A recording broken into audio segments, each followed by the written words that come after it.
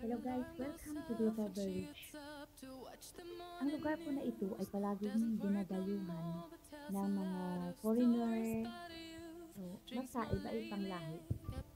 Ang pinakaganda kasi ng River Beach is lahat nakikita mo dyan, ang mga bagay na gusto mong bilhin sa iba't ibang country, dyan mo nakikita. Kasi bawat building na yan may kanya-kanya country.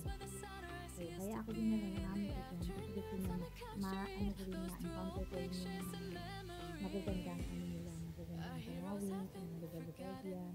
Ayan, fountain.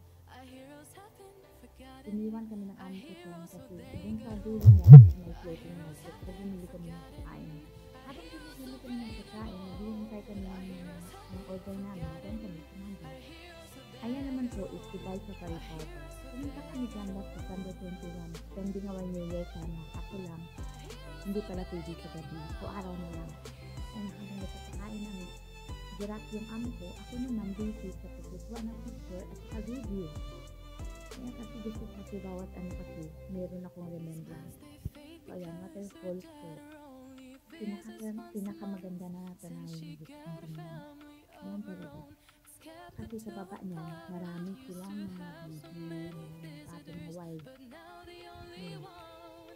Kung gusto mo talaga makita yung magandang view from outside, pumunta ka rin sa loob kasi may crystal doon. Makikita mo yung mga kabalabang. Kaya naman po, yun ang ko. Yan, yung aming dito. Yun dyan, puro ibon. Ang ganda ng view nila, no?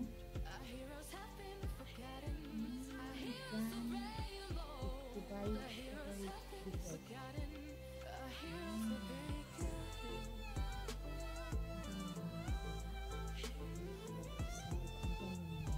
Diyan sa ano lang, puro ano.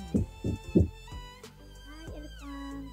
Yan yung elephant na pinatapos na on the way to the other place.